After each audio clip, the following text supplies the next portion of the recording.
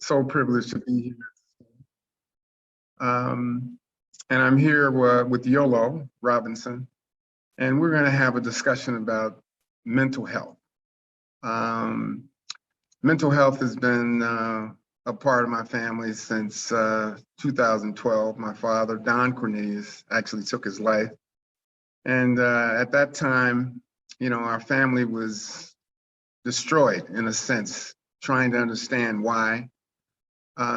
At this point, I've been speaking about mental health because it was really important to me to understand some of the things that he went through and some of the things that can be avoided when it comes to family and friends and mental health. And I know Yolo has been involved in this process for quite some time, and I'm so happy to be here with you, Yolo. Thank you so much, Mr. Cornelius, and also thank you for the work that you've done in the advocacy, bringing attention to mental health in our communities. As you shared for everyone, my name is Yolo Akili Robinson. I am the Executive Director and founder of BEAM. BEAM stands for the Black Emotional and Mental Health Collective. We are a national organization, and we are dedicated to training Black folks on how to respond to mental health distress, as well as giving out grants and resources to support our folks all over the country who are doing dynamic and innovative healing and wellness work. And so I'm really grateful to be here and present with you to have this conversation, to talk about mental health, kind of alluding to some of the things you shared, Mr. Cornelius. For us at our organization, we recognize that the people who are often on the front lines of responding to mental health distress in our communities are not always therapists, are not always social workers or psychiatrists. They are often teachers, coaches, parents, barbers, stylists, reverends, and preachers. And our approach is, if we give those folks more skills and tools to support themselves and other folks, that we can cultivate village care, healthy villages that have more tools and resources. And so I'm really looking forward to having this conversation with you today, diving into those nuances, really talking about how we can continue to uplift the legacy of healing that we have in our communities, but also refine it so that our folks can have more support. Wonderful. What I failed to mention is that back in 2012, I started the Don Cornelius Foundation, which is a foundation that really tries to discover the whys of mental health and the whys of suicide.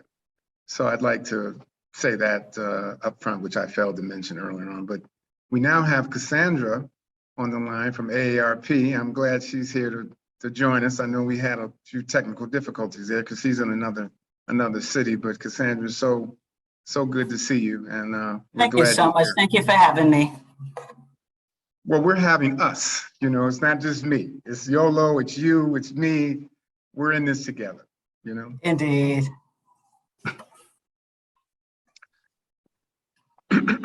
So Cassandra, tell us a little bit about AARP. I mean, I think we had a conversation a couple of days ago about AARP. As we grow older, as we think we get younger, we get this information in the mail about AARP, and I can't lie, I push it to the side. So I'd like you to explain to us the importance of not pushing those envelopes to the side and really understanding what AARP is offering us, especially as people of color.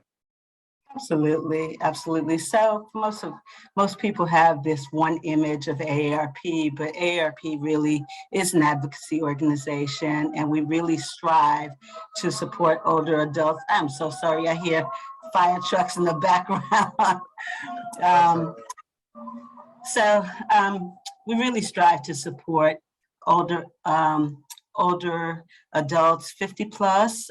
We do have some younger members out there as well, so you could actually join before you hit 50. And so we support adults through all types of efforts, through outreach, through programs, through advocacy. And so there's a lot to offer, so definitely check out our website. That's fantastic. So, let's get right into mental health, and that there's a question here that I find extremely important, and I'll give Yolo the opportunity to talk about it. And one of those questions is, is what are the biggest mental health issues right now as we speak in 2022? Yolo, what would you say are our biggest issues right now? Yeah, thank you for that question. It is a question I think that different people will respond differently to. There are definitely so many different unique crises that our communities are navigating in this moment. I think I'll highlight two that are pressing to my mind. The first one, as an organization and as a leader in wellness and mental health, is I'm thinking about how do we fund and support and sustain creative and wellness strategies for all Black communities across the country, for folks who don't have access to traditional healthcare, for folks who don't have the additional income to spend on some of these more innovative treatments that are kind of emerging. What do we need to do to create more sustainable funds? And so that's some of the work that I've been working on, creating the Black Wellness Innovation Fund, a fund that is essentially designed to do just that, to figure out how do we build up a fund that can actually continue to sustain efforts for folks who don't have healthcare, for folks who don't have the income and the access. I think that's a big issue and that we need to address. The other piece that, of course, is at the forefront of my mind is something that I think that many mental health professionals have been thinking about for the last couple of years. Is really talking about the increasing rates of suicide amongst Black youth and in Black communities, right? What are the things that are creating this situation? What are the choices and decisions and infrastructure we need to better support people who are struggling with ideations, who are struggling with depression or whatever other chronic illness they're going through? I think these are some of the things that are pressing to me to think about. Of course, there are a variety of other challenges. We have to talk about Black birth wellness. We have to talk about the maternal mental health crisis. We have to talk about misdiagnosing in Black communities. We have to talk about the lack of access to therapists and culturally competent care. So there are a lot of layers, a lot of issues, but I think at the core of it, I would say we need to figure out how do we create funds for all of our folks, no matter where they are in this country, whether it's the rural South, or whether it's the metropolitan Chicago, New York, and Los Angeles, that they can get access to what they need to support themselves and their loved ones. Wonderful, fantastic. Cassandra in particular, and I know this is a tough question because, you know, companies like AARP are large companies and sometimes companies of that size have to focus on certain things. And I'm wondering, what is AARP doing for the Black community when it comes to mental health? Absolutely. So we understand that, you know, of course, being Black in itself and being Black in America, it's a complicated situation. And when you think about the experiences of our members, our traditional members, and all of the things that we've experienced, right? So those in the 50s, the 60s, the 70s, 80s, right? And the culmination of all of those experiences, how it will weigh on your mental health. You know, these are things that we consider when we're doing our outreach, when we're doing our programs. We definitely understand that, you know, there are other layers like social isolation, when people are, you know, lacking connection. There are physical and mental health consequences. And actually, I read a statistic that said that social isolation has the negative health and physical outcomes similar to smoking 15 cigarettes a day, right? So it's huge. And so we are always trying to figure out, you know, not just how, you know, we support our general members, but how we support the Black community. We've got a host of resources on our AARP Black community webpage. Again, we have state offices in 53 state offices, one in DC, one in Virginia, and the Virgin Islands. And all of these state offices partner with health practitioners, and they partner with community members to really support the African-American community, the Hispanic communities, LGBTQ communities as well. So there's a whole host of work that we're doing really to, again, talk about mental health, normalize the conversations, because we also know that in our communities, we don't talk about it. There's a stigma. And so a lot of times, particularly Black people, we are suffering in silence. And so having these conversations building these partnerships, creating resources and outreach really will help, again, for us to begin to have these conversations.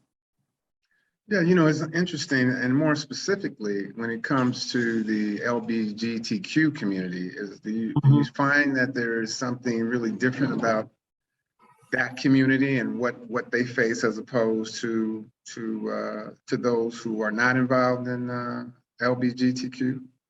Mm-hmm. Absolutely. I mean, some of the experiences are similar, right? And, you know, in terms of discrimination, in terms of, and we know that discrimination alone. So let me just backtrack a little bit. We know that when people are being discriminated against, it definitely impacts their mental health and mental well-being. And so LGBTQ folks, that, you know, the discrimination that they face absolutely impacts their mental well-being. We know that there's only a small percentage that actually do see a mental health professional, particularly for anxiety and depression. There's some health disparities in that community. Also, if you're Black and you are part of the LGBTQ community, you know, that's an additional layer, right? Because you're navigating sometimes, well, is it okay for me to be Black and gay? Or, you know, can I just be Black in this space? And so, you know, there's that navigation of your physical well-being and your psychological well-being. You know, along with that, just in the LGBTQ community, Black LGBTQ folks say, you know, I've been discriminated against here as well. And so again, you know, you think about the number of LGBTQ folks that are separated from their families or separated from church, right? And so, you know, I'm gonna put a little pressure on Yolo, and I know he's got all the answers because this guy is a wealth of knowledge. You know, Yolo, when it comes to AARP and what they can do now to create a lifetime of positive mental approaches to the young people of today, and I'm speaking of those that might be less than 50, you know, let's say 25, let's say 21 to 40. What can AARP, what do you think AARP can do to help move these folks along when it comes to mental health? That is a great question. Definitely a great question. I would love to, for a moment, if it's okay, Mr. Cornelius, to kind of like just add a little bit to what Cassandra shared there. As someone who has worked in Black communities doing a variety of different counseling and wellness interventions, I want to continue to emphasize that when it comes to Black, gay, lesbian, trans folks, we have the opportunity to create healing and wellness by countering the messages that our folks receive in our communities. They say that they are less than, that they are not worthy of life, that they are not worthy of love. I spent years in a community center in Atlanta working with youth, and I was shocked to find, because, you know, one thing I used to hear before I started doing counseling work was that Black people didn't like kick their kids out of their homes. And so many of the children that came to me to get access to care, to get access to wellness, to mental health, to a variety of interventions were Black kids. Most of them were Black kids.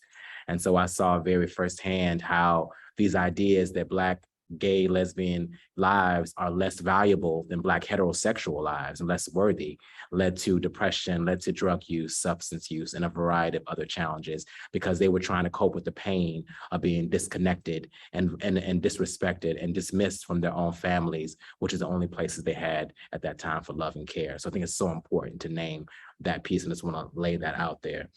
When it comes to AARP, I am not going to put too much on AARP in terms of making them work hard. But I will say that I think that what we can continue to do with the AARP and our collective collaboration around making sure that these conversations around mental health and mental health screening and mental health care are engaging younger populations, is really normalizing mental health, right? One of the things that I do in community, I'll go out, I've been doing this for a long time, and I will go out and say, let's talk about Black mental health. And and a lot of our folks will be like, we ain't got no mental health. I ain't got no mental health. I ain't got that. And I was like, well, hold on now.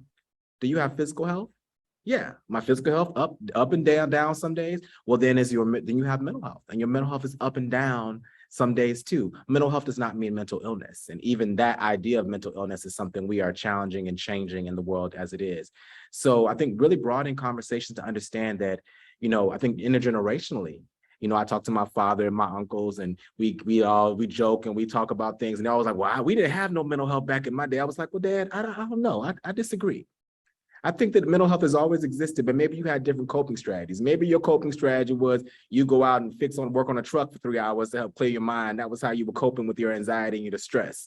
Maybe there were ways in which you saw colleagues who were using drugs or sometimes drinking as ways to cope, right? So the mental health has always been there. What's changing is how we're talking about it, because we've always talked about it. That's one thing I also want to make sure I'm clear about. I am not a fan of the framework that says that Black people don't talk about mental health. I said, no, we're talking about mental health. Now, are we out here saying bipolar disorder 1 and with the axis diagnosis? No, we don't talk like that. But we're talking about, so-and-so got their moods, or they're a little touched, or they're a little like, they get the blues. That is ways in which Black folks, we have always talked about mental health and had our own unique language and ways of naming it. I think the important thing now, what's happening now is we're using dominant language, like we're talking about depression and anxiety, and maybe that hasn't been always how we talked about it. So I think that an important part of the intergenerational conversation is acknowledging that mental health has always existed. Challenges have existed in every community. We've always had language.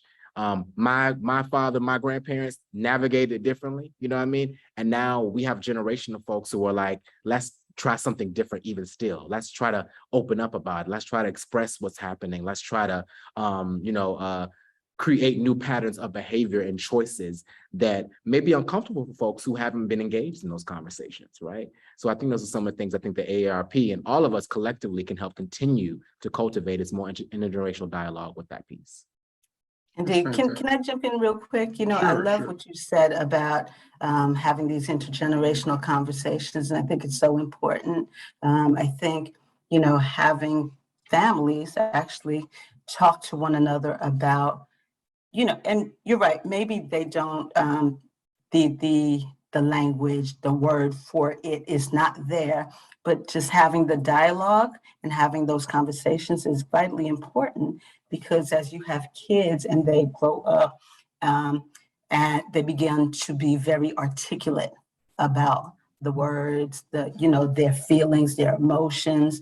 And I think what that does also, it helps them to also have agency over their own mental health and be able to say, hey, Mom, I'm feeling this thing, or, I'm having these thoughts, or whatever it is, right? I lack motivation. I think that is hugely important. And for some of us, we didn't really grow up with that, but to be able to provide it to the next generation, I think that's where a lot of healing will actually come through. I would just that's interesting. It's interesting that we've started this type of conversation, because as for me personally, mental health was never something that I thought about. It wasn't until my family member, my hero, took his life that not only did I start thinking about mental health, but my daughter, my brother, my mother, we all started to become a lot more aware of our own mental health. And it's still a learning process. I mean, I still deal with trying to understand exactly what it is or what it isn't, but at the same time, I'm very aware when I'm speaking to someone who might be struggling with mental health. I can see it, I can hear it. And I feel good about the fact that I can talk about it, and they trust me. Once you have a situation like that, you become a different person, in many ways. And then some people, unfortunately, they follow the footsteps of their parents or their brother or their sister, and ways that they start to feel really trapped in their own subject matter. So That's very interesting. I think you both have hit on some very valuable information, and I think it's these kinds of conversations that gets more people involved, you know? Yeah. Absolutely. And Yolo mentioned also earlier about, sometimes when we're talking about mental health or we're talking about health disparities, we want to focus and we should, right, on the condition. And sometimes part of the conversation that we miss is the conversation about the quality of mental health care, access to mental health for Black, for Hispanic, Latino folks that we don't get. We often don't even think, oh, there is a specialist for this thing, right? Whatever the condition is. And so things of that nature, or even lack of access to health insurance where they can pay for mental health support. And so I think that needs to be part of the conversation as well. Absolutely. Thank you, Ms. Cassandra, for that point. And Mr. Cornelius, I want to lift up one point that you said about how you felt that when you were talking to people, you could see that you were becoming a trusted person. I think one of the most powerful things we can do in our community when we talk about creating village care is learning how to become that trusted person. And that often means that we have to do our own kind of self-reflection, our own kind of internal check-in with ourselves, so that when someone comes to us and is in distress, we don't immediately try to push them into being positive. Oh, it's going to be all right, or just pray it away, as opposed to understanding that. And when I say don't pray it away, I want to acknowledge that prayer is a powerful tool for healing. However, every tool, sometimes you need different tools for you based off of where you are at, right? And so I think it's important that we become the trusted people where we say, hey, I'm gonna pray with you, but I'm also gonna help you get a therapist if that's what you need. I'm gonna pray with you, but I'm also gonna help you find out what kind of care you need so you can be well navigating the substances or whatever it is you have. So learning to become that trusted person often starts with us looking at our own stuff, acknowledging our own challenges that we've been through, which can be very uncomfortable, but provides an opportunity for us to grow and be able to hear other folks when they come to us with those challenges, so that we don't dismiss them, but we can actually see them. And that's an important part of the work. You know, there was a study done by the Trevor Project, which really showed that, like, for youth particularly, that, like, having one person they could trust decrease their risk of suicide. We're talking about just one adult person for youth that they could trust and talk to, reduce their suicide almost in half. And so we have to ask ourselves the question, am I that person? Am I the judgmental? Am I the shaming person? Or am I the person that's listening? Am I the person that's being compassionate? Do I know resources around me that I can send folks to who I can trust? These are the things that help us create healthy villages, which is what will transform our mental health in our communities. We have to all recognize we have a role in it. We're not all therapists and social workers, right? But that's not what I'm asking us to be. I'm asking us to recognize that to create wellness as a village, all of us have to play a role, know our boundaries, and also be connected. No question. Absolutely. That's an excellent point of view. I can say that I try my best to practice those things as we speak. At the same time, trying to check myself, but it's so difficult because it's such a finite thing. I mean, you can look at me and think that I'm totally normal, but once these cameras go off, once these lights go off, you have no idea what's going on in my head. And I experienced that not only personally, but with my own father. I had no idea that those were the kind of thoughts going on in his head, even though there were some warnings and some things that I heard him say that I could have easily, had I known what I know now, kind of pulled him to the side and said, "Hey, Dad, what are we thinking? What are we doing? What are you feeling?" And those are the tools that I have now that I didn't have before. So I'm really close to that kind of understanding today. Absolutely. I think it's everything that you all said is so vitally important. I think sometimes it's easy to say, oh, you know what, cheer up. It's, and to validate, we need to validate what people are feeling, you know, whether we understand it or don't. But that's what they're feeling in the moment, right? And sometimes that invalidation can make people shy away from us. And so I think you're spot on, Tony, when you say, you know, we have to check ourselves, we have to center ourselves, and to be able to be, you know, somebody that people could trust. You know, it's also interesting. I'm a board member of the American Foundation of Suicide Prevention, and one of the few people of color that was invited to be on the board within the last 3 or 4 years. And the American Foundation of Suicide Prevention has been around for 50 years. And they finally got to a point where they started to understand that we're no different than anybody else. We have our issues, we have our mental health. We as Black folks sometimes go to the church to try to figure out what it is that's going on, and we don't have the finance to go to a psychiatrist to talk about our mental health. So we deal with it internally. And I'm just wondering, Yolo, what your thoughts are about that as well. Yeah, well, you know,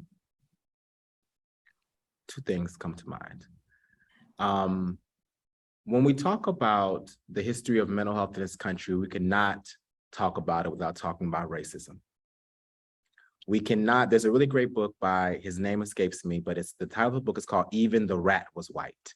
And it's a history of psychology in the United States, right?